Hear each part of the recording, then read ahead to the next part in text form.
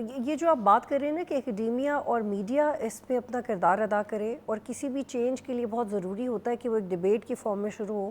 یہ تو بہت آئیڈیل ایک پروسیجرل طریقہ ہوتا ہے، لیکن ہمارے ہاں برعکس ہوتی ہیں موسٹلی اس کی چیزیں. میں کچھ آ رہا ہے جو آپ سے شیئر کرنا چاہ رہی ہوں کاکڑ صاحب. فار ایگزامپل سینیٹر مصطفیٰ نواز کھوکھر نے کہا ہے، اور آپ کو پتہ ہے کہ وہ بہت اوپنلی بات کرتے ہیں. انہوں نے کہا کہ سیاسی جماعتیں نئے صوبوں کا منشور پیش کر کے جمہوری مینڈیٹ حاصل کر کے اس کے بعد معنی خیز بحث شروع کی جا سکتی ہے.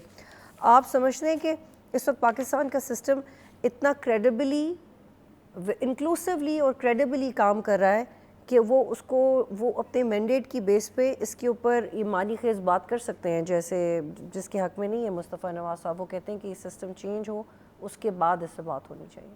دیکھیں، میری رائے میں آپ کسی بھی وقت اس ڈیبیٹ کو جنریٹ کر سکتے ہیں. ہر سیاسی جماعت کا ان کے مینڈیٹ کے حوالے سے کوسچن مارکس ہوں گے، لوگ کوئی اس پہ کرٹیسزم کرتے ہوں گے، کوئی ان پہ سوالات اٹھتے ہوں گے. یہ بھی آپ کے ڈیموکریٹک ٹرانزیشن پروسیس کا حصہ ہے. اس کی بنیاد پہ ایک ایسی گفتگو جو کہ آپ کے گورننس کے ایسنس سے جڑی ہوئی ہے، اس کی روح سے جڑی ہوئی ہے، اس بنیاد پہ کہ جی جب تک وہ مینڈیٹ ایک سیکشن آف دا سوسائٹی تسلیم نہیں کرتی تو اس پہ بات بھی نہیں ٹھیک ہے. ہونی ایک اور آ رہا چاہیے. ہے، یہ میرے خیال میں بہت ریڈیکل اپروچ ہے. ٹھیک، ایک اور اس میں پوائنٹ آف ویو ہے. بیسر سے بڑا اچھا لگتے ہیں. انہوں نے کہا ہے کہ نئے صوبوں کی قرارداد متعلقہ صوبائی اسمبلیوں، قومی اسمبلی اور سینٹ سے 2/3 اکثریت سے منظوری لازم ہے. That's fine. لیکن جو نئے صوبوں کے حامی پہلے آرٹیکل 239 میں ترمیم کر کے صوبائی اسمبلیوں سے منظور کرنے کی شرط ہے، اس کو ختم ہونا چاہیے. آپ کو لگتا ہے کہ اس طرح کر کے ہم ایک چیلنج سے بچ جائیں گے؟ And it sounds same to me if it happens. آپ کو کیا لگتا ہے؟ دیکھیں یہ جو آپ کو کانسٹیٹیوشن نے کنڈیشنل کیا ہوا ہے، اور وہ جو لیگل کنڈیشنالٹی ہے، اگر آپ چاہتے ہیں ایک ڈسکشن، جیسے میں کہہ رہا تھا کہ اگر پولیٹیکل پارٹیز اس کی اونرشپ لے لیتی ہیں، وہ اس اونرشپ میں آگے سامنے آتی ہیں، تو پھر جو کانسٹیٹیوشنل کنڈیشنالٹی ہے وہ رکاوٹ ہوگی بجائے فیسیلیٹیشن کی. تو اگر وہ اس رکاوٹ کو کنورٹ کرنا چاہتے ہیں فیسیلیٹیشن میں، تو تب بھی آپ کو کانسٹیٹیوشن امینڈمنٹ کا رستہ دیتا ہے اور وہ آپ امینڈ کر سکتے ہیں. یہ ایونچویلٹیز ہیں. پہلے تو اس فیز میں ہم نے گفتگو بھی کرنی ہے، یعنی گفتگو کرنے پہ آپ نے طوفان کھڑا کر دیا، تو ایونچویلٹی کی طرف کیسے جائیں گے؟ پہلے تو جو ڈھنگ کی گفتگو ہے، جو ایک میرٹ بیسڈ ڈسکشن اور ڈسکورس ہے، وہ تو جنریٹ ہونے دیں. کہ سوالات زیادہ اہم یہ ہیں کہ اگر ایڈمنسٹریٹو یونٹ بن جاتے ہیں، وہ گورننس میں بہتر ثابت ہوں گے، نہیں بہتر ثابت ہوں گے، ریونیو جنریشن کا کیا ہوگا، فسکل پالیسیز کیسے آئیں گی، فیڈریشن کا اور جو نئے یونٹس ہوں گے ان کے بیچ میں فائنینشیل کانٹریکٹ کیا ہوگا، کمیشن فائنانس کا کیسے ایوارڈ ہوگا، کیا یہ ٹیکس جو ہے وہ فیڈریشن کلیکٹ کرتے ہوئے پھر ڈسپرس کرے گی، یا یہ اسٹیٹس خود بھی ٹیکس کلیکشن کا رول پلے کریں گے اور پھر وہ کنٹریبیوٹ کریں گے، سینٹر کو نہیں کریں گے. مثال کے طور پہ اپنے ڈیفنس ایکسپینڈیچر کے حوالے سے، ڈیٹ سروسنگ کے حوالے سے. یہ تو ہماری کلیکٹیو رسپانسبلٹی ہے. ڈیفنس تو جوب سے لے کے خیبر تک، خیبر سے لے کے لیا تک، لیا سے لے کے میرپور خاص تک پورے پاکستان کا ہو رہا ہے نا. جو ڈیٹ ریٹائرمنٹ کی طرف ہم کوششیں کر رہے ہیں، وہ ڈیٹ بھی جو ہے نا کلیکٹیولی 250 ملین لوگوں نے اس سے بالکل. اور اس وقت جو ڈیٹ ہے کاکڑ صاحب، اس کا حصہ ہے. پاکستان میں جب آپ دیکھتے ہیں کہ زیادہ خطرناک کیا ہے، تو آپ کا انٹرنل ڈیٹ ہے. جو ایکسٹرنل ڈیٹ ہے وہ اتنا بڑا چیلنج نہیں ہے، لیکن چونکہ ہم اکانومی کو خبروں میں اتنا لاتے نہیں ہیں اور صرف بجٹ کے دنوں میں خبر بن جاتی ہے، تو جو آپ کے اندر کے مسائل ہیں وہ زیادہ ملک کے لیے بڑے ہیں. ابھی آپ یہ بات کر رہے ہیں جو آپ کے صوبے کیسے بیہیو کریں گے ٹیکس کلیکشن میں یا ڈیفنس میں یا اوور آل، وہ چیز جو فیڈرلی سوٹ کر رہی ہے. کاکڑ صاحب، اس میں ایک جب یہ رائے دی جاتی ہے کہ صوبائی اسمبلیوں سے منظوری کی شرط ختم کریں اگر آپ نے نئے ڈویژنز بنانے، تو کیا اس میں صوبائی اسمبلیاں ریزسٹ کر سکتی ہیں؟ کیونکہ وہ کر رہی ہیں، ان کے نمائندے ابھی بھی کر رہے ہیں، تو اس کو اسموتھلی کیسے کیا جا سکتا ہے؟ دیکھیں، صوبائی اسمبلیوں میں اس وقت ریپرزنٹیشن جو ہے وہ بڑی بڑی جماعتیں جو ہمارے ہاں ہیں، نون لیگ ہے، پیپلز پارٹی ہے، پی آئی ہے، جمعیت علماء اسلام ہے، یا ایک آدھ چھوٹی پارٹیوں کی بھی نمائندگی وہاں پر ہے، جیسے بلوچستان میں نیشنل پارٹی ہے، कुछ एक आध इंडिपेंडेंट्स भी हैं.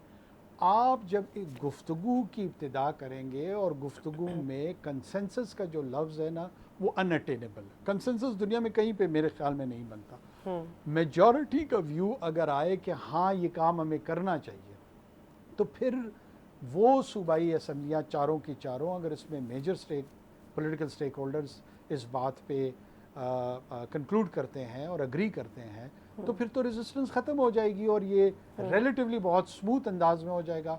अगर वो जो कॉन्स्टिट्यूशनल कंडीशनलिटी है और उसको हम फैसिलिटेशन में कन्वर्ट करना चाहते हैं, तो फिर तो बामी रजामंदी के साथ आप उसको तब्दील कर लेंगे. और काकर साहब, ये भी एक राय दी जा रही है कि अगर सियासतदान नहीं मेजॉरिटी में भी नहीं आते, जैसे आप कह रहे हैं कि मेजॉरिटी इंपॉर्टेंट है, कंसेंसस इंपॉर्टेंट नहीं है, तो आप रेफरेंडम की तरफ जा सकते हैं.